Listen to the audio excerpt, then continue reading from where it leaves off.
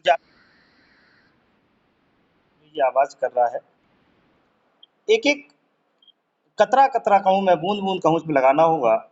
साथियों मैं अपनी दिनचर्या बता दूँ, मैं सुबह वॉक के लिए निकलता हूँ।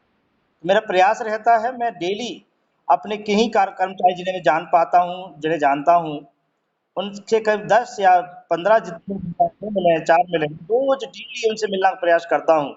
और मिलते-मिलते एक बात ज़रूर रख देता हूँ वॉकिंग के समय कि भाइयों हम ये काम कर रहे हैं, क्या आपको पसंद है? और आपकी कोई समस्या हम रख रहे हैं, हमारा काम कर रहा है, ये है। मैं इसको गलत नहीं कहूँगा कि आप नहीं करते, आप भी कर रहे हैं, लेकिन मेरा तरीका गलत है, मैंने अपने तन का उपयोग डायरेक्ट भी कर दिया। हमें चाहिए कि हम जो भी एक्टिविटी कर रहे हैं, जो भी गतिविधि कर रहे हैं, मीडिया के बाहर निकल कर ग्राउंड में, चौपाल पर, जहाँ आप लोगों से मिलते हैं, मिलें, लोगों से समय दें, लोगों को समय लें और यथार्थ आमने-सामने हो फेस टू फेस टॉकिंग हो, बात करें, उनका दर्द समझें, अपना दर्द साझा करें। इतना जब कर लेंगे तो हम ज़्यादा सफल हो पाएँगे। अभी कुछ दिनों में ग्वालियर गया, माननीय निरंजन जी का बड़ा धन्यवाद, बड़ा सम्मान के साथ मुझे सुनने का मौका मिला, सभी सुना, अच्छा लगा। हम शीघ्र ही एक नया सम्मेलन की यहाँ रूपरेखा बना रहे हैं।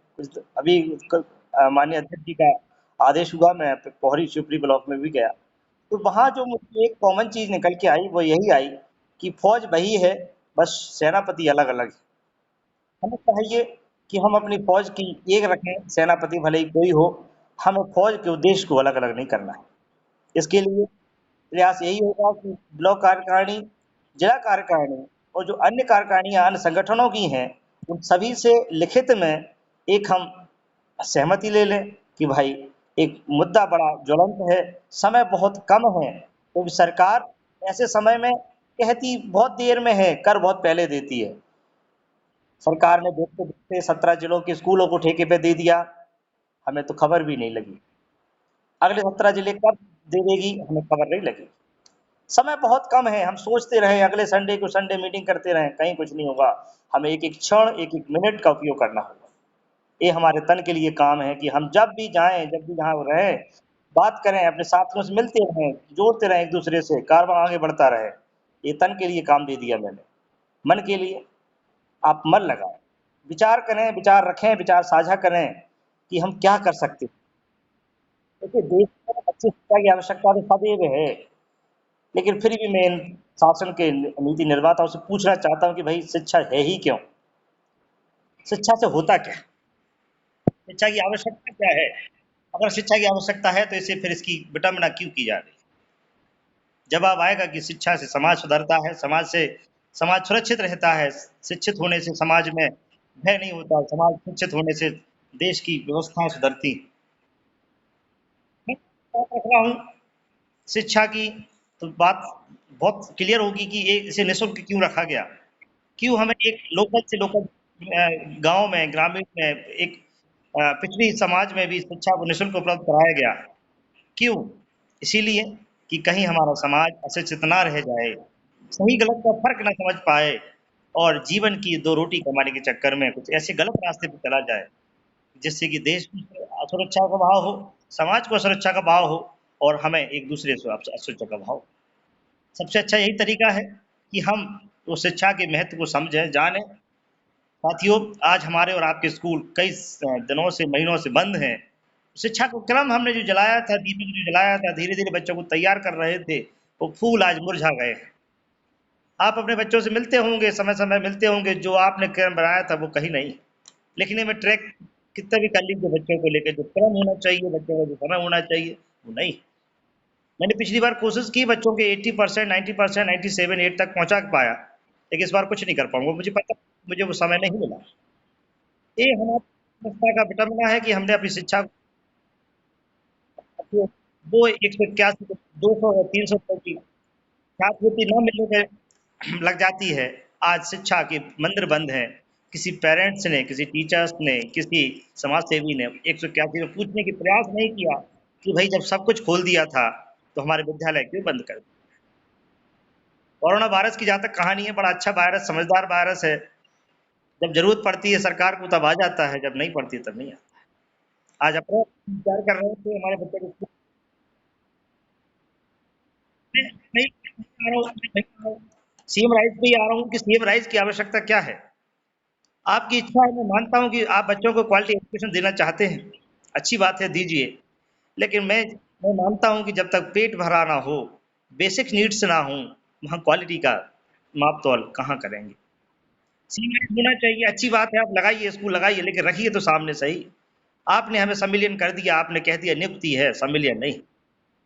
आपको कोई लाभ नहीं मिला। आपकी नीतियों नीतियों में खोट है साहब, आपकी नीतियाँ क्लियर नहीं हैं। तो जब तक नीतियों में सही नहीं है, हम आपका समर्थन नहीं कर सकते, कतई नहीं कर सकते। तो मेरे साथियों से यही अपील है कि आप मन लगाकर इसकी बात पर विचार करिए, इसको रखिए और धन के लिए तो बता ही दिया कि लोगों से मिलिए। बात आती है धन की, बड़ा ही इम्पोर्टेंट है, आप धन को बचाइए। संगठन के लिए भले आप ₹1 पर प्रतिदिन देना चाहें दीजिए और नहीं देना चाहें तो एक निवेदन है कि सोशल मीडिया के माध्यम से आप इकट्ठा कर सकते हैं। हमारे संगठन के राष्ट्रीय लेवल पर भी यूट्यूब चैनल बने हैं, संभाग लेवल पे यूट्यूब चैनल बने हैं।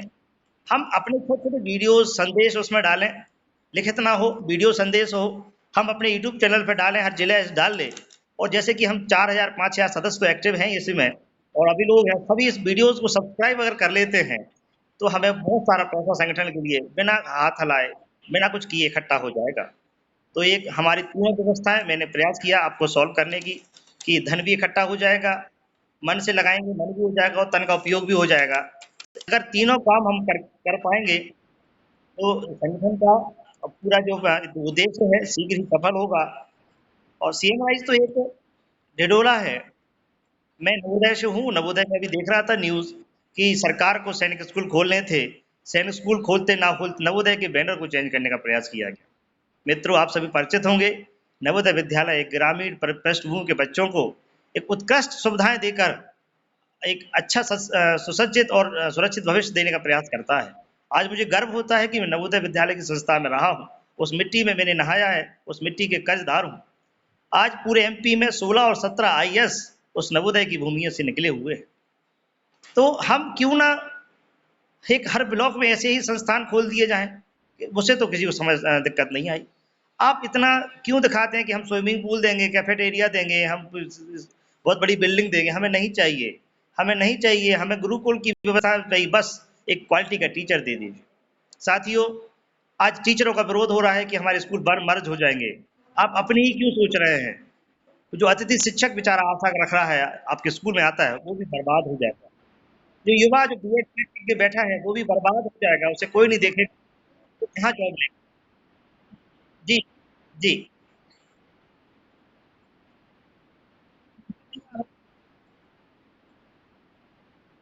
जी, वही आ रहा हूँ।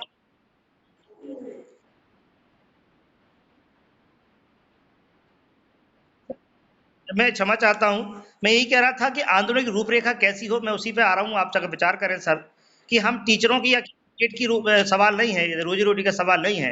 ये पूरे समाज की रोज़ी-रोटी का सवाल है। इस संदेश को पूरे समाज को सुनाना पड़ेगा कि एक स्कूल, एक संस्था, एक दुकान बंद होने से एक एक घर का राशन नहीं आएगा।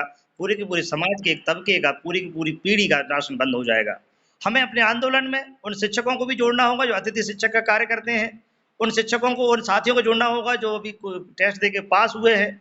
उन युवाओं को जोड़ना होगा जो आशा रखे हैं सरकार से कि नौकरी मिलेगी, डीएड पास हैं। तो मैं समझता हूँ कि संगठन का रूप बहुत बड़ा हो जाएगा और हमें जो साथियों की कमी खल रही है, एक नई दिशा में माननीय परमानंद डहरिया जी के नेतृत्व में आगे बढ़ेंगे और जैसा कि सभी का निर्देश होगा, आदेश होगा, हम करेंगे। तो टेक्निकली मैं यही कहना चाहूँगा कि धन इकट्ठे करने की बात हो रही है, तो आप सभी हमारे चैनल्स को शेयर करें, चैनल्स को अपनी वीडियोज़ बनाएँ, चैनल्स पे अपलोड करें और उसे सब्सक्राइब करें, जैसे कि गूगल से हम अच्छा खासा पैसा ले सकें और उस पैसे के हम अपनी संगठन के लिए उपयोग कर सकें। और जैसे वो और मैं सभी चीज़ सब साथियों का पुनः निवेदन और मेरा नमस्कार कि आप सभी मुझे सुना और मेरे भावों से अगर आप विचलित हैं तो प्लीज़ मुझे क्षमा भी करें। लेकिन भाव चूँकि समय कम है और समय कम इसलिए भी है कि कब ये क्योंकि योजना बहुत बड़ी है और तुरंत आएगी। तो सरकार का जहाँ हित है वो रातों-रात योजना बना लेती है। हमारे हित की बात है, नहीं करती। प्लीज़ आप चेत जाएँ, चेत हों, तन लगाएँ, लोगों से डायरेक्टली मिलें, मन लगाएँ, अपनी योजना के लिए तथ्यों को संभालें और धन के लिए आप यही है कि आप सब्सक्राइब करें, चीज़ों को जोड़ें, इकट्ठा करें। 1-1, 2-2 रुपया, 10-10 रुपया आप पर डे अपने संगठन के जो खाता खुल गया है उसको रख रहे हैं, उसमें डालें, डलवाएँ मजबूती होगी। बहुत बहुत धन्यवाद, आप सभी ने समय दिया। बहुत बहुत